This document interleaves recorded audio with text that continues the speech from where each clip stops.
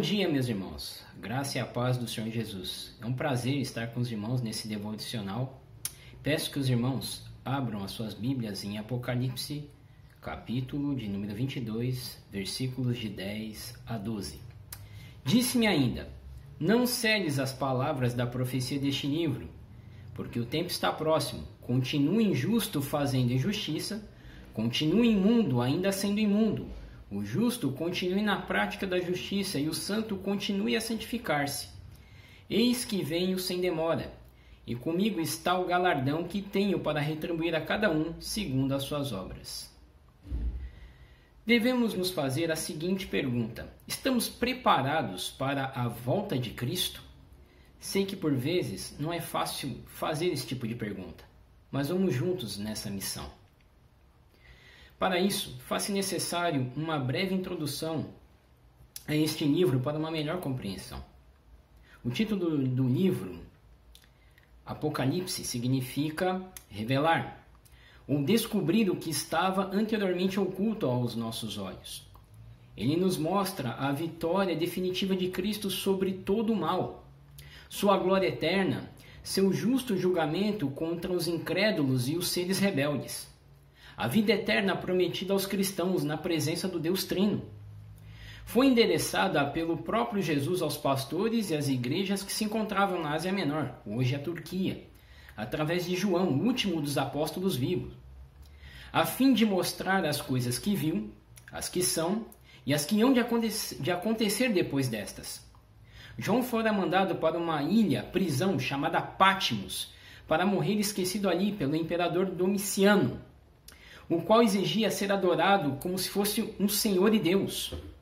Mesmo preso, Deus mostrou a ele o quanto estava livre em seu espírito, a ponto de Cristo se revelar e ordenar escrever esse livro para a sua noiva, a igreja. Vamos nos ater às instruções que nos preparam para o fim, no capítulo 22, nos versículos que acabamos de ler. Podemos observar que, ora vemos Jesus falando a João, e ora vemos o anjo do Senhor mostrando ou falando a João. Mas o que chama a nossa atenção é que no versículo 10, o anjo diz ao que não seles o livro, ou seja, não feche, como diferente do que foi ordenado a Daniel no capítulo de número 12, nos versículos de 9 a 10. Ele respondeu: vai, Daniel, porque estas palavras estão encerradas e seladas até o tempo do fim. Muitos serão purificados, embranquecidos e provados, mas os perversos procederão perversamente, e nenhum deles entenderá, mas os sábios entenderão. Pois, após esses acontecimentos, chegará o tempo dos sábios, pois toda a sabedoria vem de Deus, e ele a revela a quem quer, aos seus. E a explicação está na parte C do próprio versículo de número 10, a saber, porque o tempo está próximo. Ou seja, pode ser a qualquer momento, num de repente, num abrir e fechar de olhos, como um relâmpago se mostra do ocidente ao oriente. Na velocidade da luz, o Rei dos Reis voltará. No versículo de número 11, quando diz continue injusto fazendo a injustiça e o imundo ainda sendo imundo, não quer dizer que Deus aprova ou chancela tais atos. De maneira nenhuma. Na verdade, ele quer nos mostrar que tudo está sob o seu controle, que está vendo e registrando a fim de dar àqueles o pagamento pelas suas obras, ou seja, o salário do pecado, a morte eterna. O aprisionamento nas cadeias do inferno, como pois, cães que voltam ao seu próprio vômito. Há porcos limpos que rolam no lamaçal de seus atos injustos e imundos. Assim o fazem para afrontar o eterno. Assim estão entregues às suas paixões carnais e pecaminosas, para a sua própria destruição, pois clamam por isso. Dizem em seus corações podres: Deus não nos vê. Não sabe o que fazemos em oculto, ou por que não nos julga, ou por que não caímos agora fulminados? Pois o dia deles ainda não chegou, mas a qualquer momento chegará. Assim como o sol aparece depois de dias de escuridão e tempestade. Já aos que ele de antemão escolheu por seu eterno decreto, vai um incentivo. Pratique a justiça de Deus. Viva como Jesus nos ensinou, fazendo tudo para a glória de Deus. Santificando-se, separando-se para Cristo, como os da tribo de Levi fizeram no episódio do bezerro de ouro, não tomando parte na podridão da idolatria de seus irmãos. Como os profetas do Antigo Testamento, os quais preferiram morrer a desobedecer às ordens de Deus.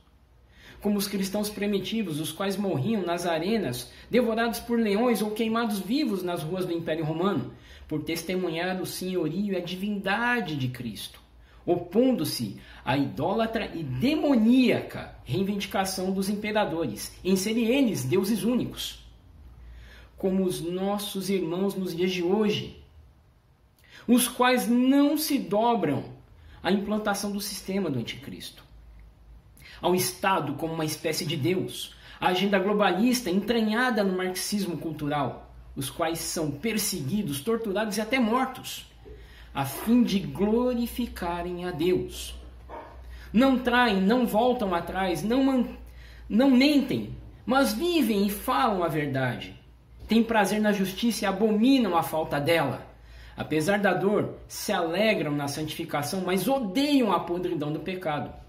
A esses diz o Senhor, o soberano do universo: eis que venho sem demora, a qualquer momento, e comigo está o galardão, o prêmio, para retribuir a cada um segundo as suas obras. Concluindo, meus irmãos, que nossa resposta à pergunta do início, ao que Deus nos falou nesta manhã, seja como o apóstolo João deixou escrito nos versículos 17 e 20 na parte C deste mesmo capítulo. O Espírito e a noiva dizem: vem. Aquele que ouve, diga: vem. Aquele que tem sede, venha. E quem quiser, receba de graça da água da vida. Amém. Vem, Senhor Jesus. Oremos, meus irmãos. Senhor, te damos graças por tudo que és para nós, pela tua presença em nosso meio, pelos teus grandes feitos do passado, do presente e do que farás no futuro. Agradecemos por tua palavra que nos alimenta, nos conforta, que nos consola, que nos ensina e que nos dá esperança inabalável em ti.